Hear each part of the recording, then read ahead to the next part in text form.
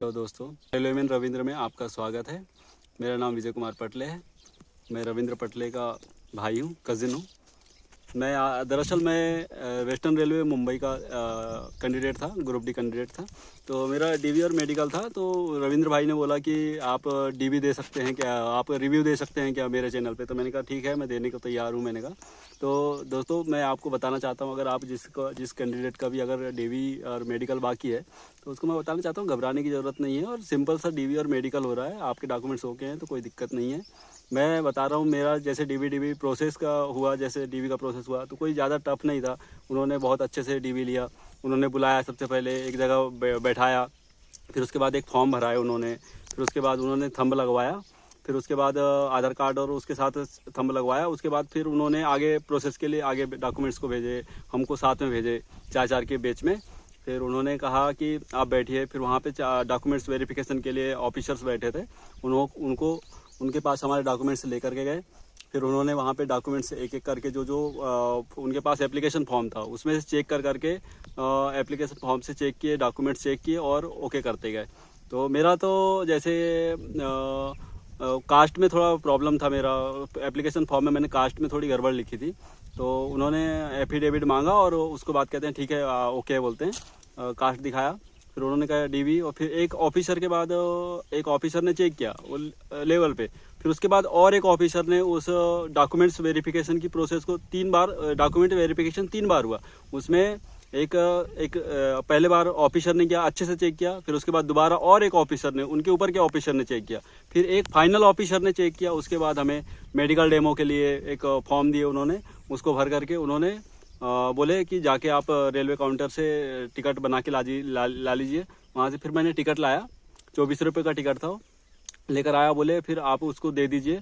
उसके बाद उन्होंने एक कागज़ था उसका उनको दिए और बोले कल, जैसे दरअसल मेरा डीवी शुक्रवार को हुआ था, तो उन्होंने बोले कि शनिवार और रविवार की छुट्टी है, तो मेरा डीवी मेडिकल सोमवार को हुआ। फिर शुक्रवार कौन सी तारीख थी? 6 तारीख थी और 3 तारीख को मेरा डीवी था, मेडिकल 6 तारीख को था। अब रही बात मेडिकल की, मेडिकल सुबह बोले थे 9 बजे आ जाना, बिना खाए पिए, कुछ नहीं खाना है बोले थे, सिर्फ पानी पी करके ही आना है बोले थे। तो फिर मेडिकल देने गए हम लोग। मेडिकल देने गए तो वहाँ पर भी बहुत अच्छे से बताया उन्होंने। टोकन दिए हमें सबसे पहले, तो टोकन के हिसाब से ही बोल रहे थे कि आपका टोकन के हिसाब से दिया जा रहा है बोल रहे थे। जिसका नंबर 1 पे है वो सबसे आगे रहेगा बोल रहे थे। और एक एक करके सभी को भेज रहे थे। मतलब 35 कैंडिडेट थे, 35 कैंडिडेट पूरे को ही भेजा जा रहा था वहाँ पे, एक एक करके। सबसे पहले मुझे यूरिन टेस्ट के लिए भेजा गया, फिर उसके बाद ब्लड टेस्ट के लिए भेजा गया। लेकिन जैसे ही ब्लड टेस्ट के लिए गया मैं, तो वहाँ पर उन्होंने बोला कि आपका ब्लड टेस्ट नहीं लिया जाएगा, आप अंडर 30 में आते हैं कह करके। तो मैंने कहा ठीक है। फिर उसके बाद उन्होंने एक्सरे के लिए, सीधे एक्सरे के लिए भेज दिया गया। एक्सरे में जाने के बाद एक्सरे लिया उन्होंने और उसके बाद फिर वेटिंग एरिया में भेज दिया। कुछ फॉर्म थे उनको भरने के लिए बोला गया, कुछ डिटेल थी उनको भरने के लिए बोला गया। हमने उसको भरा, फिर वहाँ पे 15-20 मिनट बैठा के रखा। फिर उन्होंने डायरेक्ट सीधे हमें आई टेस्ट के लिए और पाइल्स और हार्निया के लिए चेक करने के लिए भेज दिया गया हमको। फिर वहाँ पे तुरंत आई टेस्ट हुआ सबसे पहले, तो फिर नियर विज़न हुआ, फिर उसके बाद दूर का विज़न हुआ चेक, फिर उसके बाद कलर ब्लाइंडनेस हुआ, नाइट ब्लाइंडनेस हुआ। और कलर ब्लाइंडनेस के बाद क्या हुआ था? कलर ब्लाइंडनेस के बाद नाइट ब्लाइंडनेस हुआ। फिर कलर विज़न हुआ, उधर जो लाल नीला हरा चेक करने के लिए बोला गया, वो चेक किया अपने। वहाँ पे घबराने की कोई ज़रूरत नहीं है। आपको अगर दिख रहा है तो प्रॉपर बोलिए, नहीं तो अगर आपको चश्मे का पॉइंट है तो वैसे चश्मे का मेरा भी पॉइंट है। मेरा B1 स्टैंडर्ड आता है, जैसे भी कंडीशन में हो। तो पहले आपका चश्मा लेके पहले करवाया? नहीं, विदाउट, अगर आपका चश्मा है तो आपको विदाउट चश्मे के ही पहले कराएंगे, उसके बाद चश्मे के साथ कराएंगे। अच्छा। फिर उसके बाद उनको पता चल जाता है कि हाँ, तुमने वो गवर्नमेंट जैसे किसी भी डॉक्टर से आपने चेक कराए होगे, मेडिकल के लिए, आई के लिए, तो उन्होंने पॉइंट लिख कर दिया होगा।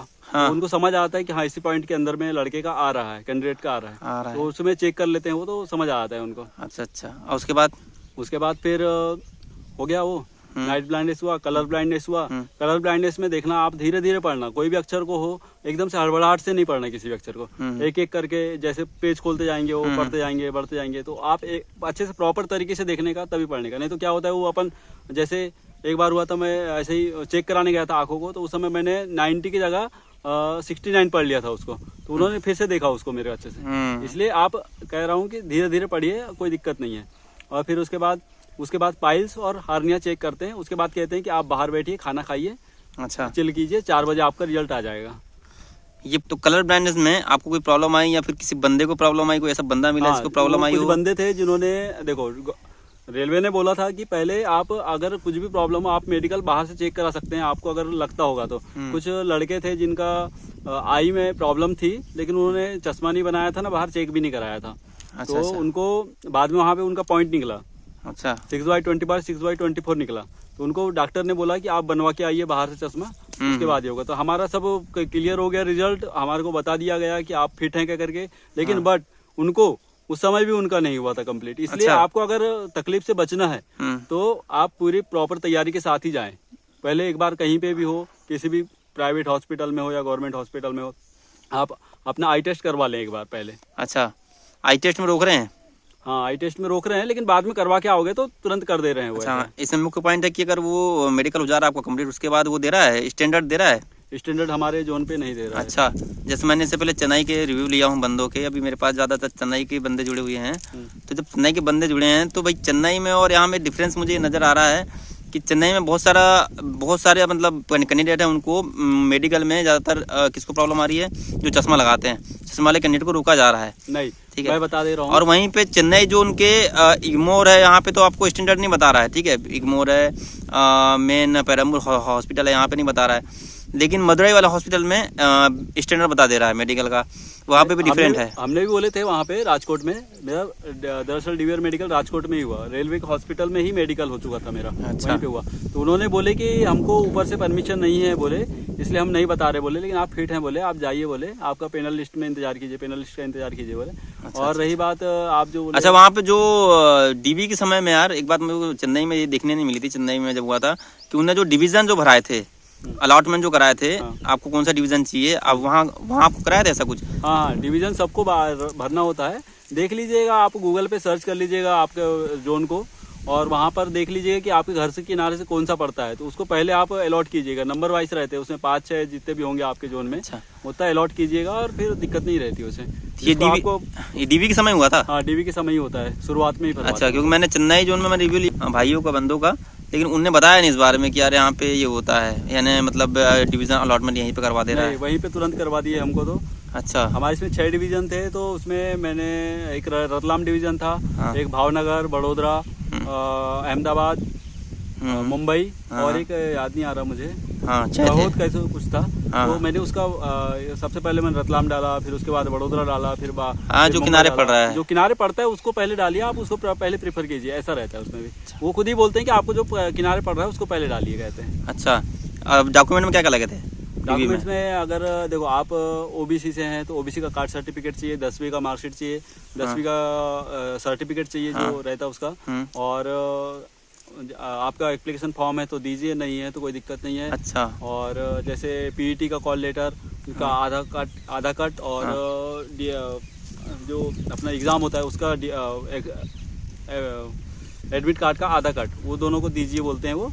और है तो, नहीं तो कोई दिक्कत नहीं है, नहीं है तो कोई प्रॉब्लम नहीं? कहीं कोई प्रॉब्लम नहीं होती। किसी बंदे के नहीं लाया, भूल गया तो कोई प्रॉब्लम कुछ नहीं पूछते, नहीं है बोल दिए तो ठीक है बोलते हैं, क्रॉस कर देते हैं वो, उसमें वहाँ पे कुछ रहते हैं क्राइटेरिया भरने के लिए। अच्छा, अच्छा, अच्छा, उनको कट कर देते हैं, ओके कर देते हैं, फिर ओके कर देते हैं, आगे बढ़ जाते हैं वो। फिर उसके बाद फिर वो पूरे डॉक्यूमेंट्स प्रॉपर चेक करते हैं। जैसे 12वीं का है आपको तो 12वीं का भी चेक करेंगे। जैसे मैंने रेलवे के फॉर्मेट में चाहिए था या फिर किसी का भी चल जा रहा था वहाँ पे राजकोट में?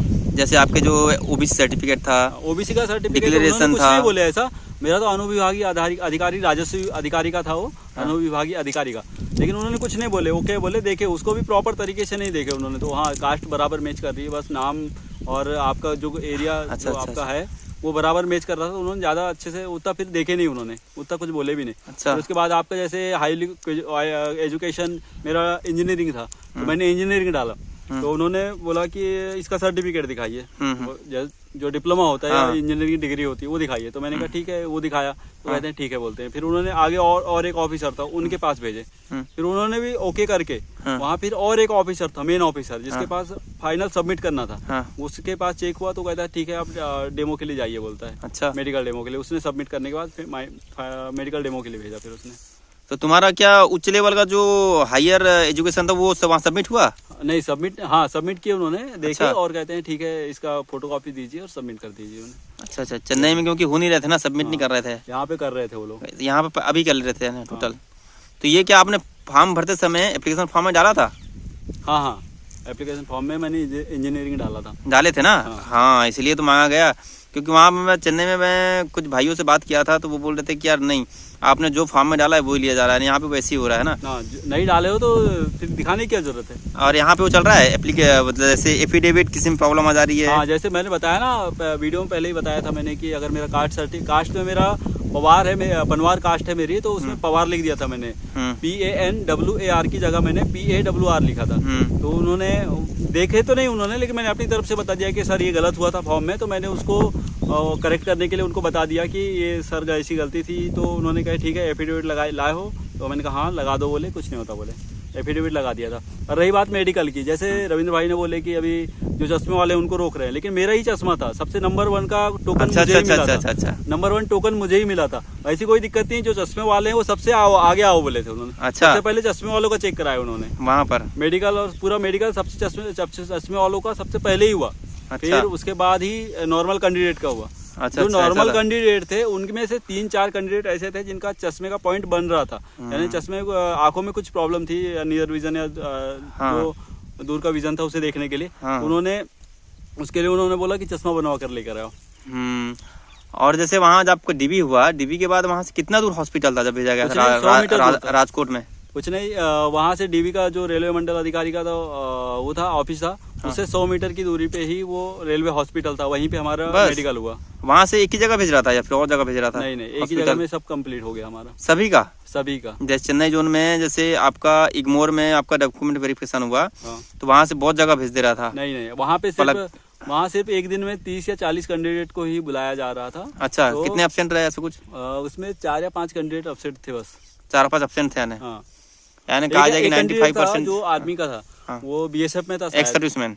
नहीं, कंटिन्यू में। तो वो कहता है अगर शनिवार को ही डीबी मेडिकल होगा तो ही रुकूंगा, कहता है नहीं तो चले जाऊंगा, बोलता है। वो चले गया आखिर, सोमवार को मेडिकल नहीं दिया उसने। अच्छा, कलर ब्लाइंडनेस में कौन से कलर दिखाया उसने? कलर ब्लाइंडनेस में एक रेड दिखाया, एक ग्रीन दिखाया, ब्लू दिखाया, बस 3 ही टाइप के। अच्छा, और जैसे हर्निया पाइल्स आपका जब चेक किया होगा, किस टाइप से चेक किया उसने? मतलब दौड़ाया, भगाया, उठाया, बैठक करवाया? नहीं, उसने बस आपका कपड़ा उतारिए बोला, घुटने तक उतरवाया, फिर कहता है चेक किया, खासो बोलता है, खासवाया, और कहता है झुको, कहता है बस उतना ही किया, बस उतना ही है। उस हाइल्स और हार्निया दोनों देख लिया उतने में उसने। हाँ, तो वो बंद कमरे में ले गया या फिर कमरे नहीं, जहाँ पे हमारा आई टेस्ट हुआ वहीं पे चेक कर लिया उसने। अच्छा, तो आई टेस्ट जहाँ वो बंद कमरा था ऐसी खुला था? बंद कमरा था ना, क्योंकि लाइट देखना पड़ रहा होगा आपको। बंद कमरा था। अच्छा, और जो पेज पढ़वाया था जो 1 2 3 4 जो कलर विजन के लिए होते हैं, वो भी होते हैं पेज में ऐसे पन्ने में, तो वो भी वहीं पढ़वा लिया था?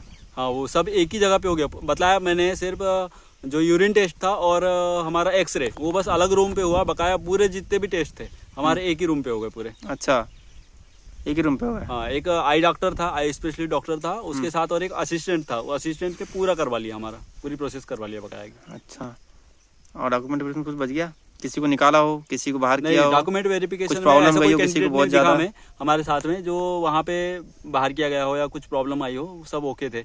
और मेडिकल में बस जो बताया मैंने आपको, चश्मे का पॉइंट था, जिनका आंखों में कुछ प्रॉब्लम थी, उनको ही रोका बाद में, हालांकि उनका बाद में कंप्लीट हो गया। दूसरे दिन हम जब वहाँ से निकल रहे थे, रेलवे जंक्शन में मिले बहुत सारे बंदे हमारे साथ वाले ट्रेन में, तो उन्होंने बताया कि किसी को रोका नहीं, सबका ओके हो गया है। अच्छा, तो वहाँ जाओगे आप, तो वहाँ जाने के बाद कितना दिन लगा आपको इस सब मुझे? तो बहुत लंबा लग गया। मैं आज फाइनली आज घर आया हूँ, लास्ट बहुत दिनों बाद। आज लगभग मुझे 9 दिन हो गए, 9 से 10 दिन हो गए। आज मैं 1 तारीख को निकला था, 2 दिन जाने में लगा मुझे, 4 दिन में डीवी और मेडिकल कंप्लीट हुआ मेरा, शनिवार रविवार की वजह से, और आने में 2 दिन लग गया मुझे। फाइनली 9 दिन लग गए घर, 9 दिन लग गए। बस बेस्ट ऑफ लक। कोई दिक्कत नहीं है, आराम से करो, आराम से दो, चिल रहो, आराम से।